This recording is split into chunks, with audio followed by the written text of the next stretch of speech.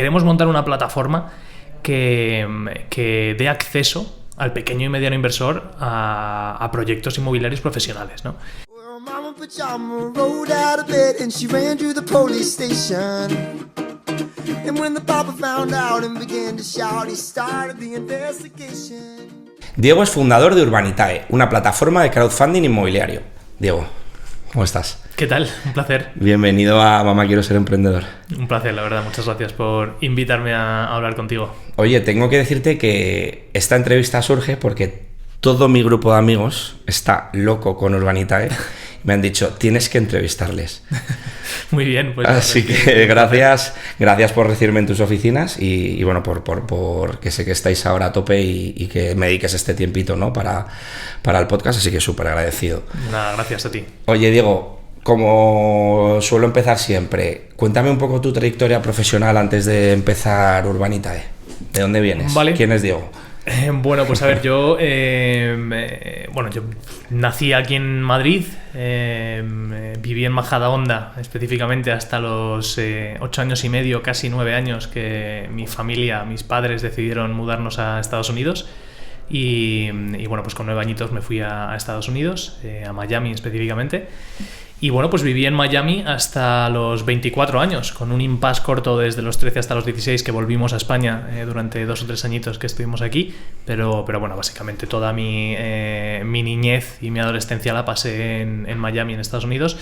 Y luego pues me volví a España, ya casado, con 24 años, un chaval, vamos, ahora lo miro, que tengo ya 40 y digo, madre mía, teníamos 24 añitos solo, ¿no? Pero bueno, me casé con 24 años, nos venimos mi mujer y yo a España a vivir y llevo aquí desde entonces. O sea, ¿la carrera también la hiciste en Miami? Sí, hice el cole, el bachillerato, la carrera la estudié en Miami. Sí. ¿Y tu mujer es americana? ¿O? Mi mujer es venezolana, nos conocimos en Miami, de familia italiana y española, y ha acabado viviendo en Madrid, o sea que bueno, un perfil internacional.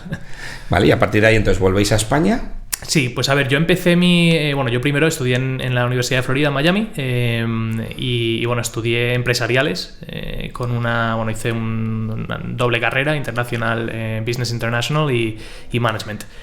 Y bueno, empecé a trabajar en el mundo de la financiación, de la planificación financiera, desde muy joven. Es decir, yo con 20-21 añitos ya me estaba sentando con familias, señores y señoras, diciéndoles un poco cómo planificar sus finanzas y cómo ahorrar para el largo plazo y bueno, rollos de estos, ¿no? Antes de terminar la carrera ya empecé en eso. Y bueno, pues con 24 añitos nos vinimos mi mujer y yo para acá. A ver, la crisis justo pegó en esos años, esto fue en el 2008, en el 2007, bueno, la crisis pegó muy fuerte en Miami, en Estados Unidos pegó antes que en España, y tuvimos la visión de decir, oye, pues vámonos a España, que aquí están las cosas un poco feas y en España seguro que se está mejor. Y nos vinimos en el 2008, ¿no? Que fue la supercrisis, cayó la bomba atómica en el mundo financiero, ¿no? Así que, bueno, huimos de una crisis y nos metimos en otra. Pero bueno, siempre teníamos claro que queríamos volver a Europa, sobre todo mi mujer. Yo la verdad es que en Estados Unidos estaba bien, pero ella tenía claro que no quería vivir ahí, que se quería venir para acá. Y desde aquí estamos aquí desde entonces. Y entonces, con 24 años, ¿a qué te dedicas? Pues a mí, dentro de lo que hacía de planificación financiera, tocábamos seguros, tocábamos préstamos, tocábamos inversión, y la verdad es que me atrajo bastante el tema de la inversión y la planificación financiera basada más en el ahorro de cara a largo plazo, ahorro tipo planificar para la jubilación, planificar para temas de largo plazo financiero, y me atrajo eso bastante, con lo cual dijo, yo voy a mirar en el mundo de banca privada. Y la verdad es que, bueno, pues esto fue en enero del 2008, empecé a hacer entrevistas desde Miami para venirme para acá y logré un trabajo en UBS, el banco suizo, para hacer banca privada. Curiosamente, logré que me contrataran, vine para acá, para España, les conocí, me dijeron, bueno, Diego, te incorporas en marzo. Y 2 semanas antes de mi fecha de incorporación todavía no había recibido nada de nada. Entonces les escribo y les digo, oye, que yo me incorporo ya dentro de 2 semanas, no sé nada de nada. Y me dijeron, Diego, te decimos algo en breve. Bueno, pues a la semana siguiente me dijeron, hemos congelado las contrataciones porque está la cosa un poco rara. En cuanto nos habiliten otra vez las contrataciones, te llamamos. Pues eso nunca ocurrió. Básicamente, para el que recuerde esa época, fue la época en que los bancos parecía que quebraban todos y UBS fue uno de los primeros en salir y decir, oye, que estamos prácticamente quebrados, ¿no?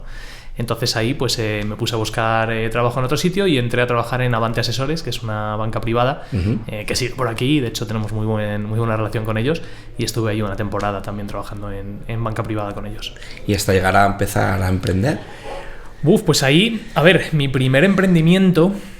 A ver, yo siempre he sido muy de hacer cosas, ¿no? De pequeño en el colegio grababa cintas y se las vendía a mis amigos de discos que tenía, que esto es ilegal, pero bueno, por aquel entonces... El famoso Ares, el Mule, ¿no? Sí, yo creo que ya ha prescrito el delito de haber grabado mis discos y mis mixtapes que grabábamos. Hombre, en esa época sería un vacío legal, ¿no? Como puede estar pasando ahora con otros sectores, ¿no? Vamos, era una tontería, ¿no? Grababa una cinta y se la vendía a mi amigo por 100 pesetas o lo que fuera, ¿no?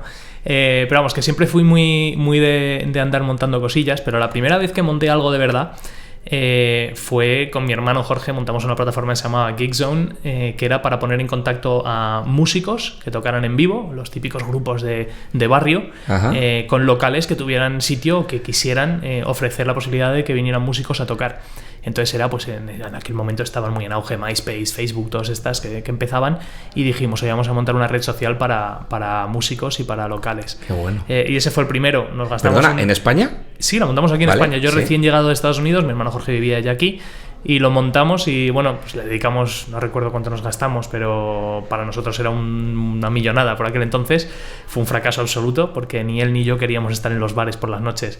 Vas una vez o dos, pero acabas a la tercera, estás harto, ¿no? Porque además él estudiaba, yo trabajaba, y no le dedicamos el tiempo suficiente como para que saliera, pero aprendí un montón, aprendí muchísimo.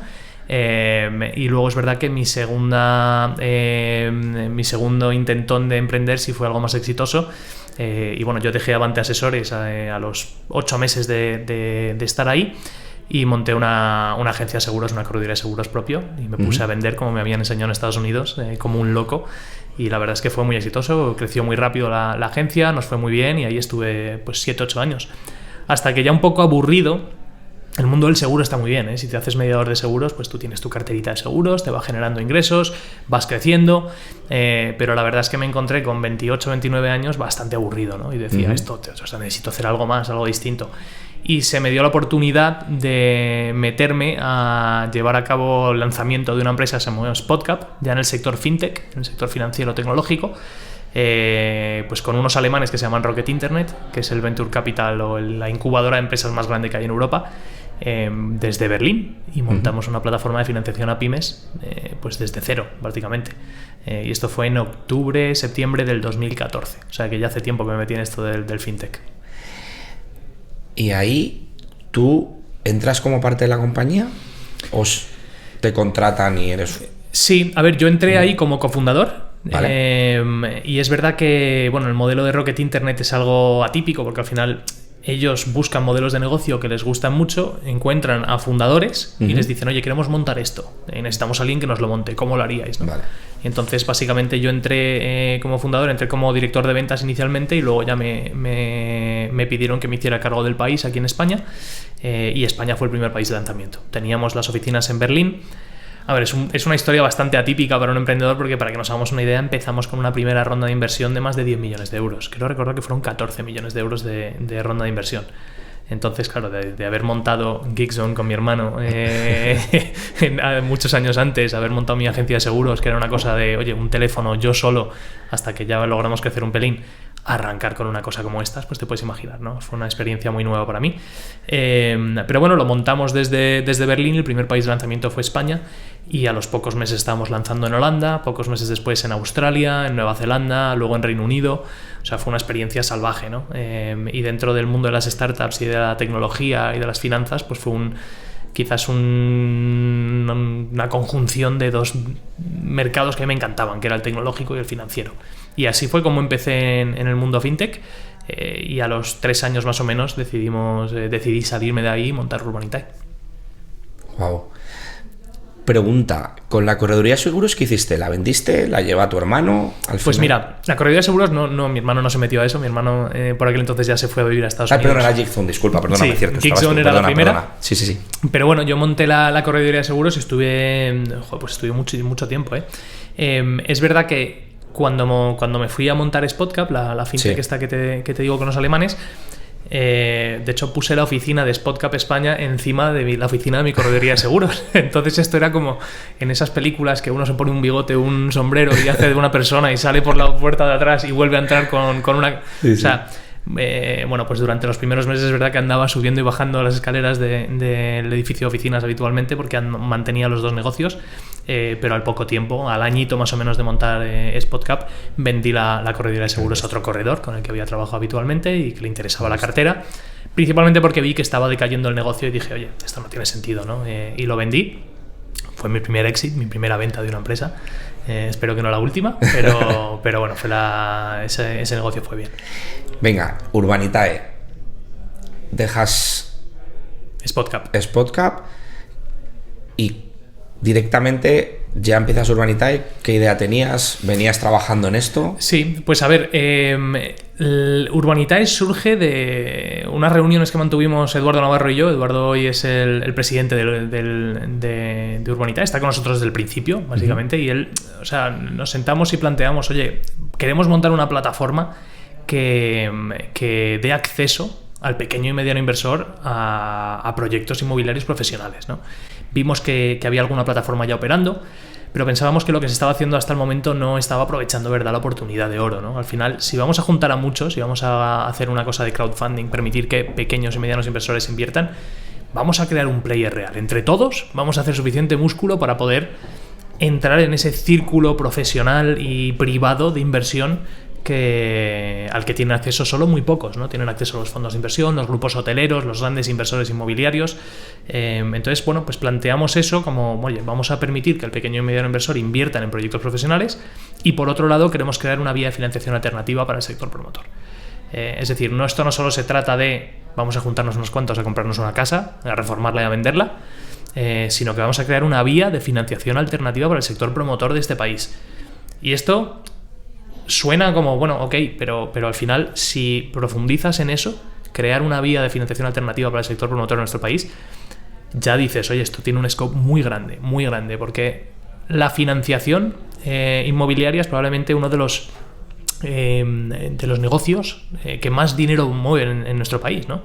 Y al final son muchos miles y miles de millones de euros, y en España específicamente es un país que está hiperbancarizado, no hay muchas alternativas de financiación para el sector, con lo cual teníamos ahí un reto potente de decir, oye, vamos a juntar al pequeño ahorrador y vamos a crear una vía de financiación alternativa para el sector inmobiliario, que es como vamos a coger a un pequeñajo y vamos a entrar en una cosa de gigantes, ¿no? Y bueno, pues era algo ambicioso desde el principio, pero es verdad que a día de hoy pues yo puedo decir que lo hemos logrado, ¿no? ¿Y cómo empezáis? Pues empezamos yo dejando SpotCap en diciembre y 7 días después con un ordenador en una oficina sentándome y diciendo, venga, pues vamos a montar esto, ¿no? Y empollándome mucho en la regulación, entendiendo un poco qué tengo que hacer para poder conseguir que me autorice CNMV a operar. Empezar a pensar nombres, que quien dice, oye, lo más difícil de una empresa, digo, encontrar un puñetero nombre que tenga un dominio disponible, ¿no? Algo tan sencillo. Ahora Urbanitae, por ejemplo, ya me suena, os podéis imaginar, llevo 7 años sin parar de escuchar la palabra Urbanitae, pero al principio era como, yo tenía palabras en la cabeza y nombres para la empresa y no había manera de encontrar el dominio, ¿no? Que son cosas muy tontas que cuando uno se pone a hacerlo dice, joder, esto tiene su dificultad, ¿no? Pero bueno, empecé primero de todo fichando a nuestro cofundador, a Jorge Gutiérrez, que es nuestro director de tecnología, nuestro CTO. Y inicialmente, pues el primer año estuvimos Jorge, yo y 2 ingenieros más sentados en una mesa desarrollando la plataforma, ¿no? Más desarrollándola a ellos y yo pues encargándome del tema de regulatorio y tal. Pero bueno, fue desarrollo tecnológico puro y temas de regulación. Y así empezamos. ¿Todo con inversión tuya propia? Inicialmente, durante el primer año, o sea, esto empezamos en enero del 2017, inicialmente hasta junio del 2018 fue financiada por los fundadores, sí. Y luego a partir de ahí sí que acudimos cuando ya estábamos cercanos o pensábamos que estábamos cerca de obtener la autorización de CNMV. Y ahora te cuento por qué digo pensábamos que estábamos cerca. En junio del 2018 dimos entrada a varios fondos de inversión que querían acompañarnos y que confiaron en nosotros y aportaron parte del capital. Venga, ¿por qué? ¿Por qué? Pues a ver, claro, nosotros cuando empezamos esto, Eduardo sobre todo tenía mucha experiencia en el mundo de montar fondos, él viene del mundo de private equity, y bueno, para mí era nuevo esto de estar regulado, pero según tanteaba por ahí me decían, oye, en 6 meses más o menos, 6, 8, 10 meses tienes la autorización. Con lo cual metimos la solicitud en CNMV para la autorización en junio del 2017, y claro, en junio del 2018 dijimos, esto ya es inminente, o sea, esto ya nos lo van a dar. Entonces ya dimos entrada a los fondos y dijimos, en septiembre, octubre, arrancamos. Bueno, pues tardamos un año más, hasta junio del 2018. Del 2019, o sea, desde el 17 al 19 no obtuvimos la autorización. Entonces estuvimos un año entero todavía con dinero ya de los fondos de inversión sin poder arrancar, sin poder lanzar la plataforma al público. Y eso, porque me estoy encontrando mucho hablando con emprendedores, problemas que existen de burocracia, básicamente, que bueno, puede ser que sea culpa de la burocracia, en este caso en España, ¿no? ¿O fue porque vosotros no estáis preparados, os faltaba información? ¿O crees que es porque el sistema no funciona del todo? A ver, visto con perspectiva, es verdad que algún errorcillo cometimos en la solicitud, pero un error que era muy fácil de subsanar rápidamente. El problema es que los tiempos son otros, ¿no? Además, nuestra actividad, en nuestro caso, como hacemos tanto equity como deuda, la parte de deuda también tuvo que pasar por Banco de España. Entonces, desde el momento en el que cogió el expediente CNMV, lo vio, medio dio su ok y lo pasó a Banco de España para validar la parte de deuda, igual pasaron otros 8 meses. Claro. Porque Banco de España en ese momento estaba totalmente saturado con el cambio de PSD2 y tal, por temas técnicos. Y claro, lo que para nosotros igual es una semana, para una entidad pública como esta puede tardar muchísimo más. Por ejemplo, tú presentas el expediente y si tienen cualquier pregunta tiene que ir por un proceso te hacen un requerimiento de información, desde que la persona que hace el requerimiento hasta que me llega, igual pasan X semanas, yo lo redacto, en 3 o 4 días lo tengo listo, lo meto y hasta que le vuelva a llegar a esa persona igual pasan X semanas más o incluso meses, ¿no? Claro. Entonces es todo un procedimiento muy complejo, muy en profundidad, muy exhaustivo y muy lento. Cada paso que ocurre es muy lento, con lo cual te vas a años. Yo estuve 2 años para poder empezar a operar. Es que son cosas que al final se nos olvidan, ¿no? Como cuando estás empezando a emprender y dices, bueno, voy a lanzar un modelo de negocio, pero tienes que tener en cuenta a lo mejor cosas burocráticas que luego te van a paralizar. También te digo que la ignorancia a veces es una gran ventaja, ¿no? Quizás ignorancia no es la palabra, pero ingenuidad. Yo tenía esa ingenuidad de decir, bueno, a ver, estos 6, 8 mesecillos estamos arrancando, ¿no?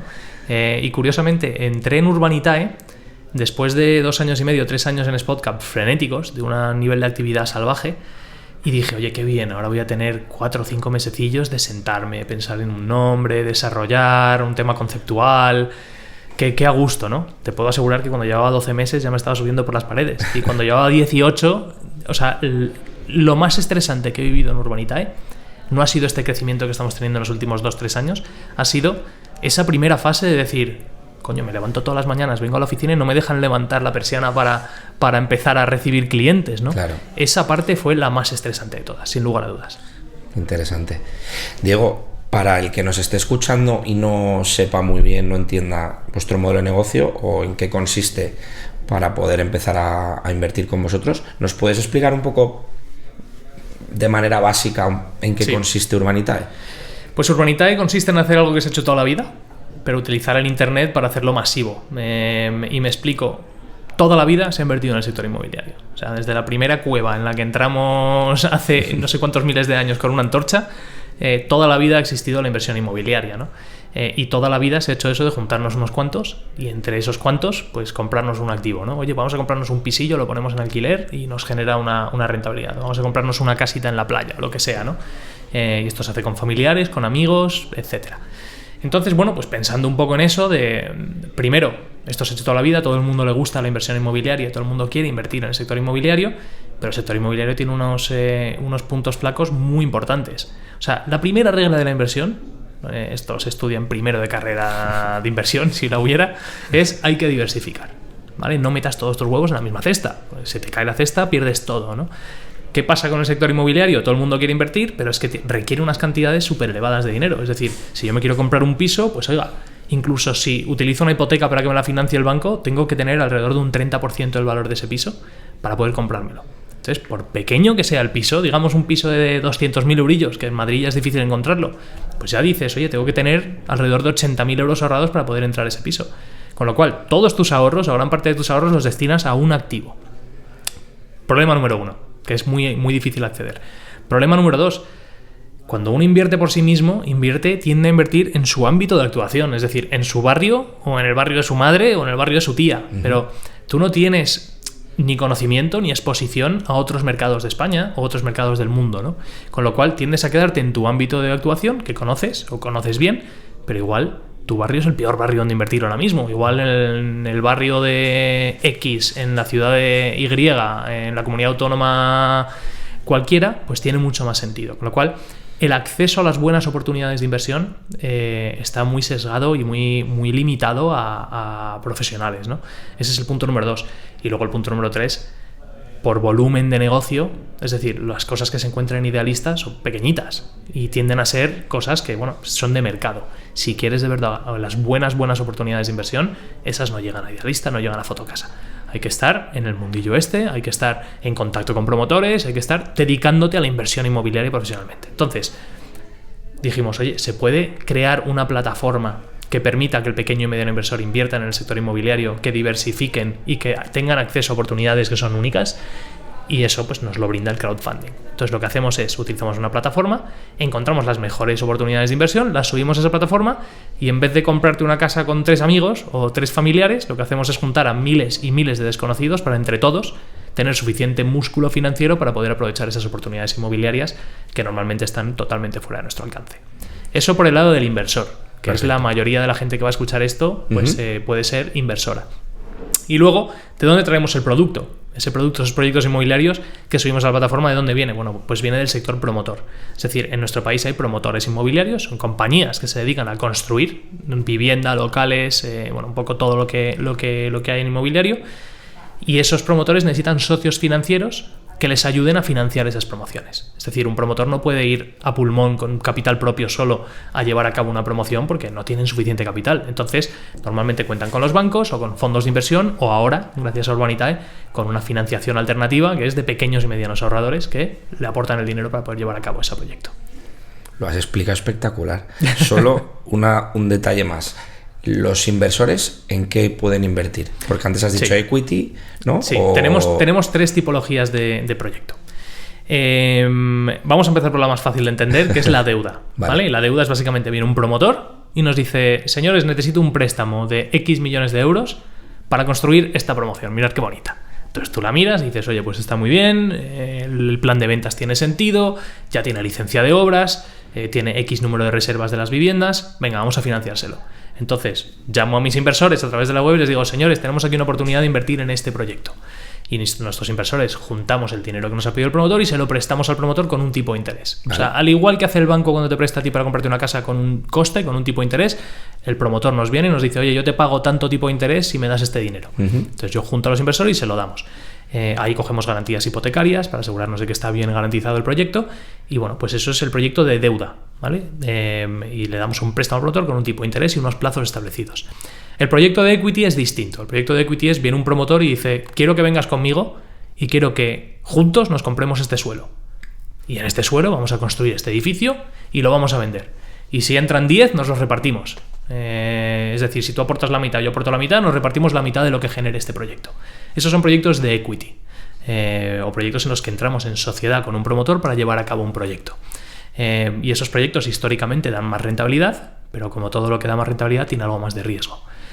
Riesgo en los plazos, pues uno no sabe cuánto va a tardar en terminar la obra, y entonces, bueno, pues por ejemplo, en los proyectos que hicimos de equity el año pasado y el año anterior estamos teniendo ciertos retrasos porque pues hubo un problemón con el tema de la guerra de Ucrania en temas de suministros. Entonces, pues eso ha hecho que las obras al final se alarguen. Pero bueno, las rentabilidades son muy buenas. Entonces, ese sería la segunda tipología, los proyectos de equity. Y luego tenemos los proyectos de rentas. Y esto lo va a entender todo el mundo. Es comprarse un local que está alquilado. Imaginaros, un Carrefour. ¿Vale? Te compras el local y el Carrefour te está pagando todos los meses un alquiler. Y ese alquiler lo repartimos entre los que hemos invertido. Entonces, Es un perfil mucho más conservador, es una rentabilidad que es más bajita, está alrededor entre el 5 y el 6% neto anual, pero esto es básicamente lo de toda la vida. Me compro algo, lo pongo en alquiler y me guardo los alquileres y me los ahorro, ¿no? Y esa es la tercera vía que tenemos de inversión. ¿Y Urbanitae cómo ingresa? Nosotros tenemos un fee que cobramos por levantar el capital. Entonces, dentro de un proyecto inmobiliario, pues hay fees del arquitecto, hay que pagar al constructor, hay que pagar a tal, y otra cosa a las que hay que pagar en ese proyecto es a Urbanitae, que Urbanitae es la entidad que se encarga de levantar el capital y luego hacer la gestión entre los inversores y los promotores. Por tanto, te lo paga el promotor ese fee. Lo paga el proyecto. Vale, entonces, si los inversores tienen el 50% del proyecto, pues los inversores pagan el 50%, el promotor paga el otro 50%. En el caso de la deuda, cuando le damos un préstamo al promotor, es el promotor el que paga el fee de Urbanitae. Pero nosotros cobramos sobre el capital que hemos levantado un porcentaje, el porcentaje está entre el 5 y el 6%. Oye, pues súper claro, porque yo, que en esto soy muy malo, me lo he tenido que empollar. Yo ya lo había entendido, pero está muy bien, oye, que todo el que quiera aquí entrar a invertir, porque además, por lo que me han dicho mis amigos, lo que estoy viendo es que las rentabilidades son mucho mejores que otras opciones más típicas, ¿no? Entonces... A ver, las rentabilidades están muy bien. El histórico de rentabilidades en proyectos de equity está por encima del 16% anualizado. Es decir, suelen ser proyectos que van a 2 años, 2 años y medio, y suelen ser rentabilidades que están entre el 40 y el 50% en 2 años, 2 años y medio, 3 años. Las rentabilidades de deuda suelen estar entre el 9% y el 12%. Alguna vez tenemos algún proyecto un poco más rentable, pero bueno, esa es la rentabilidad de deuda actual, con los tipos de interés como están. Y las rentabilidades de proyectos en alquiler, que ya digo que son mucho más conservadores y sin muchos vaivenes, están entre el 5 y el 6%. Y esto siempre es después de los fees, o sea, neto para el inversor, son las rentabilidades que estamos viendo. Y sí, la verdad es que funciona muy bien. Los proyectos habitualmente se financian en cuestión de segundos. Suele haber... O sea, es que ya te digo, lo de ponerse la alarma, de verdad, chicos, por mi grupo de amigos, poneros la alarma que hay tal, y yo digo, madre mía. Fíjate que eso, que a priori desde fuera se ve como un gran éxito, nosotros no dejamos de verlo como lo que es un problema. O sea, el valor de una empresa, y esto no sé dónde lo leí alguna vez, pero me pareció brillante, el valor de una empresa es la suma de todos los marrones que has resuelto, uno detrás de otro, ¿no? Y ese es el valor que has creado.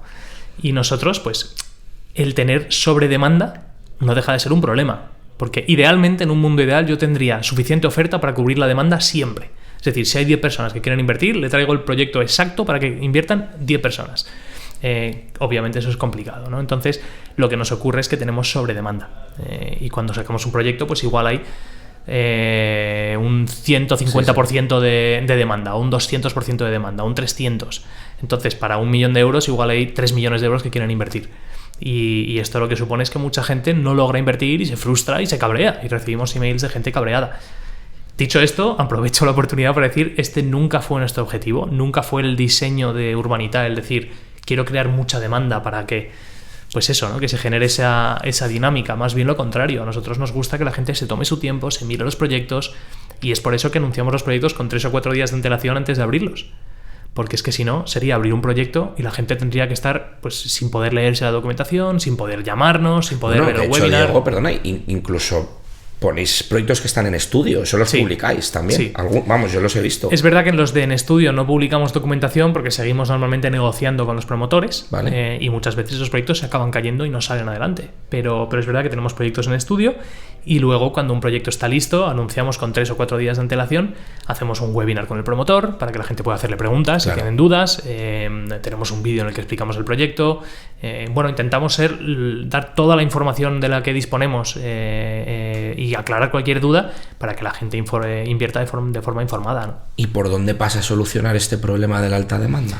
Porque pues mira, ahí... No vale decir, pues va ofreciendo más, claro. Claro, esa sería la respuesta obvia, pero ¿no? Obviamente. Que mucha gente nos dice, oye, Diego, a mí lo que más me preocupa de Urbanitae es que bajéis el listón porque tenéis tanta demanda que empecéis a subir de todo, ¿no?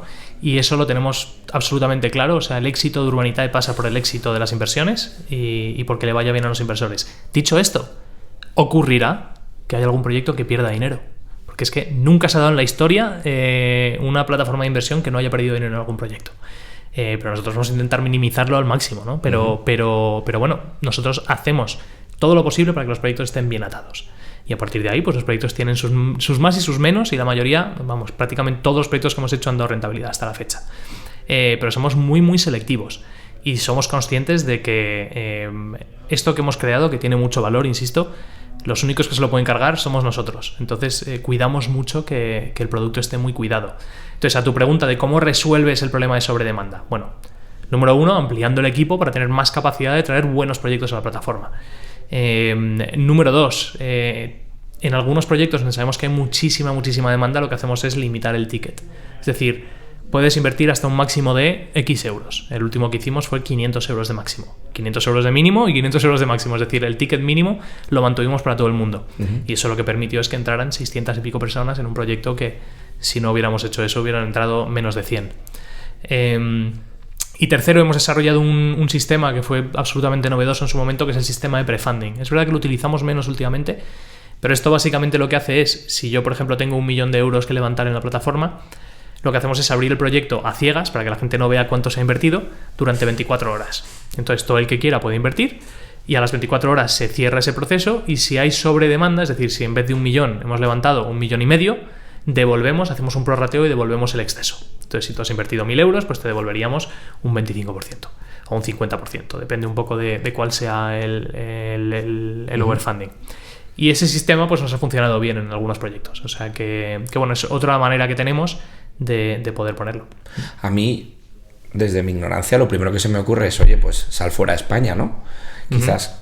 Pero claro, si sales fuera de España, también entiendo que tendrás que ir a demanda de fuera de España, ¿no? Pues mira, estamos justo en el proceso de salir fuera de España. El reto de internacionalización primero pasa por tema regulatorio. Volviendo un poco a lo que te comentaba de cuando montamos esto, en que estábamos. Ahora mismo la verdad es que tenemos la suerte de ser una de las primeras plataformas autorizadas para operar en toda Europa, y ahora mismo pues estamos ya planificando el salir fuera. Y salir fuera por varias razones, ¿no? No solo por traer más producto, sino porque nos parece que la meta de Urbanitae al final, a largo plazo, es el poder invertir en cualquier sitio, es decir, diversificar no solo por tipología de activos o en muchos activos, por número, porque la diversificación puede ser invierto en casas, en muchas, vale, pero si quieres diversificar más, es decir, no solo invierto en casas, invierto también en locales, invierto en deuda. La tercera sería no solo invierto en esas 3 tipologías, sino que no solo invierto en Madrid, sino invierto en distintas zonas de España, y ya llevado a su máxima expresión es invierto por el mundo entero.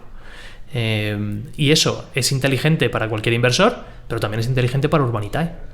Porque tú imagínate que dentro de 5 años el mercado inmobiliario residencial en España no tiene mucho sentido, porque está parado o incluso está bajando un poco. Ahora te quiero preguntar sobre eso, sí. Ahora hablamos del sector, ¿no? Llegado a ese momento dices, oye, claro, me interesa estar diversificado y, oye, si igual España no está funcionando bien, pero estoy en México, estoy en Italia, estoy en Francia, estoy en Alemania, estoy en Singapur, y bueno, pues tengo tanto inversores de esos países como producto de esos países. Y a partir de ahí, pues puedes diversificar también tu negocio. Claro. Pues como experto en el sector inmobiliario, quería preguntarte, obviamente, cómo ves el sector en España, ¿no? Porque ahora ley de vivienda, que también, si quieres, ahora hablamos, y he leído además que en vuestro caso pues os afecta, ¿no? Con el tema de los alquileres, por ejemplo, en el caso de que no, ya he visto que no invertís para alquilar, pero bueno, ¿cómo ves el sector en España? El sector, pues a ver, datos, aparte de opiniones, ¿no? Datos, se sigue construyendo por debajo de la demanda estructural de nuestro país.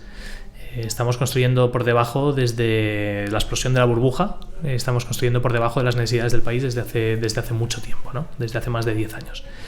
Entonces, esto lo que ha permitido es, primero, digerir todo el exceso que había desde la burbuja inmobiliaria, pero una vez que ya has terminado de digerir, para decirlo más claramente, cuando se terminan de vender todo el exceso de casas que había muchísimo, empezamos a entrar en un proceso de empiezan a subir los precios. ¿Por qué suben los precios? Pues oiga, porque hay 3 casas y hay 7 clientes, con lo cual pues subo el precio de las casas y el que no pueda pagar, que se fastidie. Oferta y demanda. Esto es lo primero que se estudia en economía, ¿no? Sí. Oferta y demanda. Entonces, tenemos más demanda que oferta. No se produce, no se fabrica, no se construye suficiente vivienda para suplir la demanda que hay en el mercado, con lo cual, por mucho que hayan subido los tipos de interés salvajemente, que dicho lo cual, los tipos de interés no están altos históricamente, lo que pasa es que han subido súper rápido, ¿no? Han pasado de estar al 0 a estar al 4. Y esto lo que hace es que cueste más comprar casas, con lo cual se enfría la demanda de la vivienda. Por mucho que se enfríe la demanda, los precios no han bajado. Y dices, ¿cómo puede ser? Joder, si se está vendiendo menos casas, se vende a menos ritmo, ¿por qué no bajan los precios? Pues por una sencilla razón, porque no hay suficiente oferta. Entonces, hasta que la oferta no se ponga en equilibrio con la demanda, los precios no van a bajar. No van a bajar, o si bajan va a ser algo testimonial. Han bajado un 3%. Ahora, cualquier cosa que pasa en el sector inmobiliario hablan de desplomes o de disparos. O sea, si baja un 3% este año, el inmobiliario se desploma. Oiga, a mí me gustaría que esa persona que ha escrito ese artículo mirara el IBEX o mirara las cripto, ¿no? Si ya hablamos de cripto, olvídate. El sector inmobiliario es muy conservador. Pero una bajada del 3% en los precios inmobiliarios se escribiría como el desplome absoluto, ¿no? Y también pues una subida del 5%, el precio se dispara salvajemente en nuestros países. Bueno, es todo bastante más moderado que eso. Dicho lo cual, a priori no parece que vayan a bajar los precios. Se han enfriado los ritmos de venta y a mí me parece bueno que se hayan enfriado, porque si tú coges un variable como es los tipos de interés, lo subes tanto y no se enfría el ritmo de venta, tenemos un problemón. Esto es como intentas pisar el freno y de repente no te frena el coche. En ese momento dices, me cago en la leche, me voy a estampar. Si tú pisas el freno, es decir, subes los tipos de interés, lo lógico es que el coche frene. Lo lógico es que baje o se frene el ritmo de ventas. Pero los precios, yo no conozco ninguna zona de España donde estemos operando, que es prácticamente toda España, donde los precios se hayan resentido de forma notable. O sea que, a priori, los precios, todo apunta a que se van a seguir manteniendo, incluso subiendo. Y es verdad que los ritmos de ventas, con los tipos de interés como están, pues se mantendrán mucho más replegados que lo que estaban hace un año o hace dos. Pero entonces, si es tan evidente la falta de oferta, ¿por qué no se construye más? Pues por varias razones. La primera es el suelo. Si tú le preguntas a las grandes promotoras, el tema del suelo es complejo. Es complejo porque, claro, una promotora tiene que ponerse a desarrollar suelo muchos años antes de poner el primer ladrillo para empezar a construir. Desarrollar suelo implica pues comprar suelos que estén ahora mismo recalificándose o estén en un plan general de urbanismo que van a incorporarse para poder... Entonces, si entras tan temprano, bueno, pues tienes que planificar con un nivel de planificación a 4, 5, 6 años que muchas promotoras no pueden permitirse, porque al final ahí tienes que poner dinero, tienes que tener ese dinero enterrado en el suelo durante mucho tiempo. O sea, no es una cuestión simple y las entidades públicas no lo ayudan para nada. O sea, más bien lo contrario. Los plazos de licencias, por ejemplo, para construir en suelo finalista, es decir, un suelo que ya está dentro de un plan general de urbanismo, ya tiene unas normas del juego, los plazos de licencias en muchos casos se van a más de un año. Entonces dices, joder, o sea, tengo que meter aquí un dinero, comprarme un suelo a pulmón porque la banca no me financia la compra del suelo. Tengo que comprar ese suelo, tenerlo parado más de un año para conseguir la licencia, pasarme 2 años construyendo. Al final no te sale rentable. Entonces, bueno, son unos plazos complicados y también es verdad que los promotores están siendo muy cautos. Entonces, a diferencia de lo que pasó en el 2005, 6, 7, estamos en un mundo totalmente distinto. O sea, totalmente distinto. Los promotores son mucho más cautos, los bancos son mucho más cautos, los bancos no financian la compra de suelo, con lo cual le dicen a los promotores, yo financio la construcción, pero el primero que pone el euro encima de la mesa eres tú. Pone el euro encima de la mesa, consigue licencia y consigue preventas. Pues te toca hacer la pregunta, ¿Urbanitae entrará ahí? Nosotros lo que hacemos es comprar el suelo con el promotor. O sea, hacemos esa labor de socio capitalista de decirle al promotor, mira, tú tienes capacidad profesional para hacer 6 promociones, pero solo estás haciendo 3 porque no tienes más capital. Entonces, oye, en vez de hacer solo 3, vamos a hacer las 6, tú pones la mitad, yo pongo la otra mitad. Y duplicas tu capacidad de construcción. Y entonces lo que hacemos es entrar con el promotor a comprar ese suelo. O sea, vosotros entráis desde ese primer momento, ¿no? Básicamente, entramos ahí, normalmente en el momento en el que está cerca la licencia, y ahí es donde entramos, con un nivel de preventas. Y es verdad que trabajamos o nos quedamos con el promotor hasta que ya entra el banco, construimos la vivienda y la entregamos. Y también financiamos la construcción, que ya es otra fase. Pero bueno, la principal razón por la que no se construye más es cautela de los promotores, cautela de los bancos a la hora de financiar y falta de suelo finalista para poder construir en las principales zonas de España donde más hace falta. ¿Y cómo afecta la ley de la vivienda entonces a todo esto? Pues mira, sin entrar mucho en detalle, porque tampoco tiene sentido, ¿no? Pero estas, desde el punto de vista del inversor, es decir, de los que buscamos oportunidades de inversión y destinamos dinero para fabricar vivienda nueva, lo que genera es incertidumbre. Y el dinero es miedoso. El dinero, cuando hay incertidumbre, demanda más rentabilidad o automáticamente dice yo no voy ahí. El dinero huye, ¿no? Entonces, todo lo que sea estas leyes que cambian las reglas del juego de un día para otro, aunque vayan avisándolo y tal, al final hace que el dinero huya y que haya menos inversión y por ende menos producción o fabricación de vivienda nueva.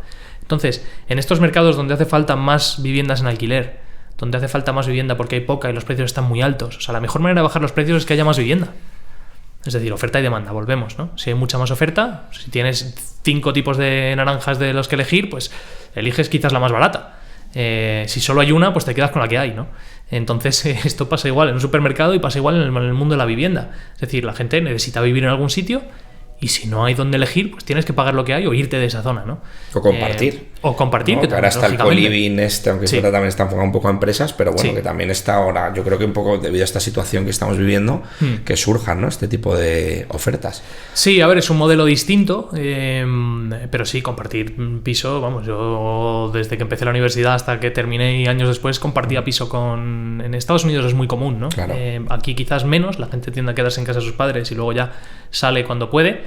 En Estados Unidos todo el mundo a los 19, 20 años ha ido de su casa y vives compartiendo pisos hasta los 30 o hasta los años que puedas, ¿no? Y los modelos de co-living pues son mucho más habituales ahí también, ¿no? Sobre todo depende de la ciudad, pero sí. Sí, a ver, definitivamente hace falta producir más vivienda, con lo cual todo lo que esté enfocado a eso va a tener sentido en el mercado. Pregunta rápida, ¿en Europa está pasando lo mismo que en España?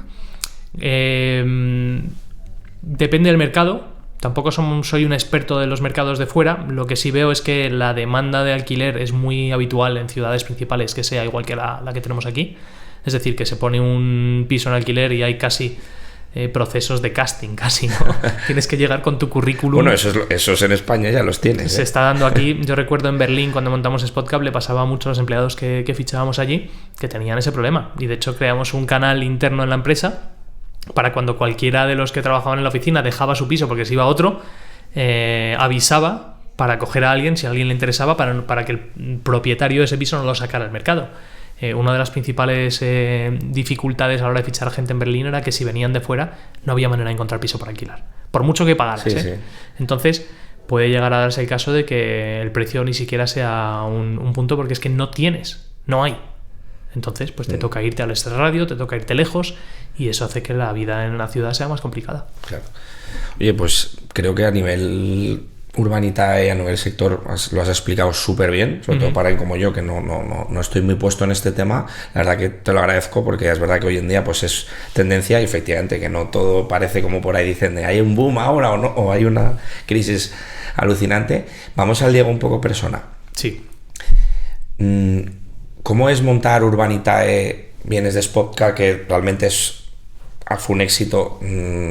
¿Te da a mí cierto miedo tanto éxito, no? Digamos, al final es como que, oye, estás ya metido en una espiral y dices, esto parece que va para arriba y por lo que me estás contando, absolutamente. Pues mira, ¿cómo es? ¿Cómo lo vives tú, no? Digamos, sí. Tú te vas a casa, aparte que currarás infinitas horas, por supuesto, pero... Últimamente la verdad es que trabajo muchas horas, sí. Lo vivo con mucha naturalidad y con mucha gratitud. Soy consciente de que este tipo de trenes no pasan muchas veces en la vida. Hemos tenido mucha suerte, también hemos dedicado muchísimo trabajo y la suerte ocurre cuando uno está trabajando y está dispuesto a recibirla, ¿no? O sea, no me quito mérito a mí ni al equipo, pero es verdad que ha habido muchas cosas que han sido puramente suerte, ¿no? La mayoría trabajo duro. El éxito es muy relativo. El éxito desde fuera quizás se ve y dices, wow, Urbanitae es un éxito. Pero si uno tiene en cuenta a los que estamos dentro, y sobre todo en mi rol, que mi rol es en cierta manera estar solucionando problemas, solucionando ineficiencias, muchas veces es difícil separarse y decir, wow, qué éxito, ¿no? Y esto suele ocurrir quizás en los momentos, pues yo que sé, a final de año, o principios del año siguiente, cuando miras para atrás y dices, ostras, fíjate en el 23 cómo ha ido, ¿no? O el 22, o fíjate lo que hemos logrado desde que lanzamos. Hay puntos en la vida personal, pues posiblemente los cumpleaños, ¿no? Pues me he cumplido 40 años, fíjate tú qué viejo estoy ya, ¿no? Tengo canas en la barba y no tengo pelo. Son puntos en los que uno se separa un poquito y lo ve. Pero sinceramente yo creo que todavía no puedo decir que esto haya sido un éxito. Todavía pienso que hay tanto por hacer y tanto crecimiento por delante que estoy más preocupado del día a día y de cómo llegar ahí que del éxito que hayamos conseguido, ¿no? Y dicho lo cual, para mí el éxito no es un destino, no es cuando llegue aquí habré sido exitoso, o cuando llegue a tener esto o la empresa sea esto, habré llegado al éxito. Para mí el éxito es poder tener lo que tengo ahora mismo, que es trabajar en un sitio donde me apetece venir a trabajar con un producto y un servicio que de verdad me creo, una misión, si la quieres llamar así, aunque suene muy etéreo, ¿no? Pero tener una misión que me creo de verdad y sobre todo trabajar con gente con la que me gusta estar. O sea, yo la verdad es que de las grandes suertes que he tenido en mi vida ha sido de elegir con quién trabajo. Y a mí, como me apetece trabajar con ciertas personas, pues tengo la suerte y una de las cosas que me apetece es poder trabajar en un sitio, en un entorno sano, un entorno donde la gente progresa, donde de verdad nos fijamos y hacemos las cosas con mimo y nos vamos satisfechos a casa, ¿no? Por las noches. Y eso pasa porque la gente esté a gusto aquí. Entonces, el poder haberme rodeado del equipo que tenemos y poder trabajar con ellos día a día, para mí es una pasada, es una gran suerte el poder estar así, ¿no? Y los domingos no tengo ese sentimiento de mañana es lunes, me cago en la leche, tengo que ir a la oficina. Y me atrevería a decir que la mayoría de la gente que está trabajando aquí con nosotros tampoco lo tiene. Fíjate qué curioso, la última entrevista que he publicado, que era como un episodio especial que hablaba de crecimiento personal, la persona Pablo, el invitado, decía que para él ahora mismo éxito es estar bien los domingos. Mira, fíjate, pues qué casualidad, ¿eh? O sea, sí. Él no lo enfocaba tanto a porque el lunes no me da pereza ir a trabajar, ¿no? Claro. Pero bueno, es curioso y cómo hay correlación, ¿no? Entre personas. Sí, al final, joder, todos hemos estado en una situación de esas desde el domingo por la tarde, sí. Y dices, buf, mañana es lunes. Ese sentimiento yo lo recuerdo en el cole, sobre todo. A ver, me lo pasé bien en el cole, sí, no tuve ningún problema en el cole, pero es verdad que me gustaba, pues los fines de semana eran una alegría, ¿no? A mí me gusta mucho lo que hago, y si mañana me tocara el euromillón, es decir, si mañana me tocaran 1.000 millones de euros, yo pues probablemente igual me cojo 3 días de vacaciones, pero probablemente volvería aquí, y seguiría haciendo lo que hago. Entonces, la motivación económica está ahí, obviamente, ¿no? Y el que diga lo contrario probablemente está mintiéndose a sí mismo. Pero yo soy muy consciente de que a mí la felicidad o el éxito me lo trae el estar persiguiendo algo y algo que me creo y estar persiguiéndolo rodeado de gente que me gusta estar con ellos. Qué guay. Oye, pues antes de la última sección, que son preguntas de otros emprendedores, sí, que han ido dejando, que luego te tocará dejar una a ti. Has hablado antes de que tú habías estudiado en Estados Unidos y has hecho un comentario como que sales a vender y es como esa mentalidad que tienen los americanos, ¿no? ¿Cómo es esa mentalidad de cara a compararlo con España, ¿no? Que parece que hablaba Antonio Banderas, que se hizo viral en El Hormiguero, como que en España todo el mundo quiere ser funcionario y en Estados Unidos todo el mundo quiere emprender, jugársela y esa diferencia, ¿no? Entonces, ¿cómo es esa educación americana? Pues a ver, yo recuerdo muy pequeñito, desde no sé si a los 9 años, que fue cuando me fui, pero vamos, en esos años de ser muy pequeño, en el cole ya te hablaban del concepto del entrepreneur, del emprendedor. En Estados Unidos, el taxista que te recoge en el aeropuerto cuando llegas no es taxista. En Estados Unidos, esa persona es un gran empresario que ahora mismo está conduciendo un taxi, pero que en el futuro, o sea, él en realidad lo que es un gran empresario. Y eso tiene sus más y sus menos. Es decir, es un país en el que esa ingenuidad de se puede conseguir lo que yo quiera permite que haya un señor que se llama Elon Musk, que es sudafricano, que no solo montó PayPal, sino que ha montado Tesla y está lanzando cohetes por 1/10 parte de lo que le costaba a NASA. Y encima reutilizándolos. Eso no podía haber ocurrido en otro país. Y este señor no es americano, ¿eh? Sí. O los fundadores de Google. Los fundadores de Google no son de Oklahoma. Es decir, Estados Unidos tiene una capacidad de fomentar e impulsar cosas extraordinarias. Pero a la vez crea, y insisto, es mi casa, ¿no? Yo me considero tanto español como americano. Crea unas frustraciones en el público y en la población que en Europa no existen. Porque es siempre estar intentando llegar a constantemente, nunca estar satisfecho con lo que tienes, vivir por encima de tus posibilidades, porque en realidad yo no soy el que soy ahora, sino el que a donde estoy yendo. Entonces eso es muy bonito, permite hacer grandísimas cosas, pero también deja a mucha parte de la población con una frustración y en la pobreza abyecta también que ocurre allí, ¿no? Entonces, como todo en la vida, tiene dos lados de la moneda, ¿no? Yo creo que Europa es un punto intermedio bastante interesante en el que la calidad de vida A mí me gusta mucho, a mis amigos americanos les cuento, en España la gente saca más pecho de que tiene el mismo coche desde hace 15 años y no le ha dado ningún problema. Y fíjate, le acabo de cambiar los frenos y va como el primer día. Saca más pecho de eso que de llevo el último modelo de BMW o de tal. Es una mentalidad muy distinta, pero que también tiene el lado malo, que es que la gente es complaciente con lo que tiene y, oye, yo tengo esto y fíjate tú ese, qué raro, que fíjate, tiene un coche nuevo, a ver a dónde lo ha sacado. O sea, esa mentalidad de el que le va bien, algo está haciendo raro, no fomenta el que la gente busque ese éxito, que busque el hacer algo extraordinario, y crea cierto cinismo, ¿no? En quién soy yo para entrar aquí a montar una empresa y crear una vía de financiación alternativa para el sector inmobiliario. O sea, ¿cómo me voy a creer eso, no? Yo mejor me quedo en mi trabajito, que oye, me llega la nómina todos los fines de semana, todo fin de mes, y me voy de vacaciones a Estepona con mi familia, ¿no? Entonces, bueno, yo creo que lo que hay que hacer es buscar un punto intermedio, pero es verdad que Estados Unidos es el polo opuesto, y lo que hace es fomentar salvajemente el crecimiento y el emprendimiento. Antes de las últimas 3 preguntas, si te jubilas, ¿España o Estados Unidos? España. España. Sí. Además, me costaría mucho convencer a mi mujer de que volvamos a Estados Unidos. Claro, yo ahí no quería entrar, Diego, pero bueno. No, pero en España se vive mejor. Pues Diego, lo dicho, tengo aquí, coge 3, yo te hago las preguntas de otros invitados que han estado aquí. Vale. Y con esto ya te dejo currar, que sé que estáis a tope. Muy bien. A ver. Fernando de Ascendit.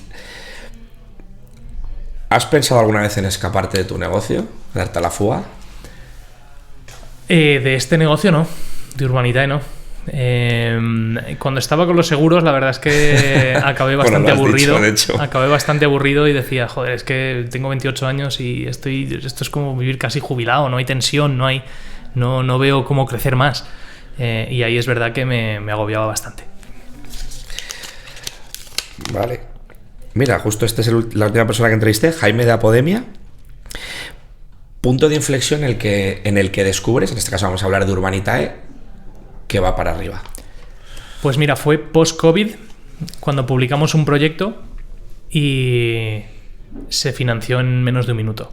Publicamos un proyecto, no recuerdo el tamaño, creo que sería $500,000, $1 millón, que para hoy por hoy es un proyecto pequeñito, pero por aquel entonces era un proyecto grande. Y de repente abrimos el proyecto y a los 30-40 segundos se había financiado. Y nos quedamos todos como mirándonos así, estábamos todos en una habitación, y dijimos, me cago en la leche, esto es nuevo. Y a partir de ahí es verdad que el siguiente proyecto colapsó el servidor y a partir de ahí pues el resto es historia. Pero en ese momento dijimos, aquí hay algo importante. ¿Cómo llegasteis a la gente? Pues al principio con una lista que creamos los 4 o 5 que estábamos en la oficina para darles entrada a una beta, les enviaba yo un email de bienvenida y de este es el siguiente proyecto y poco a poco, uno a uno, pico pala, haciendo mucho labor de marketing y comunicación también, pero uno a uno. ¿Cuánta gente fue tu primer proyecto? ¿Cuánta gente lo financió?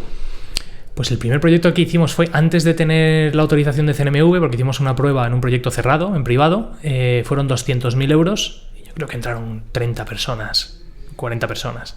Pues gente conocida, gente del mundillo con el que estábamos hablando y ese fue, creo, sí. Qué bueno. Pues venga, la última. Si no fueses emprendedor, ¿qué harías? Uf, qué difícil esa. Ya, esa es difícil. Si no fuese emprendedor, ¿qué haría? No tengo ni idea. Fíjate que no te sé decir... o sea, si tuviera que buscarme algo que hacer, me encantaría ser cocinero, fíjate.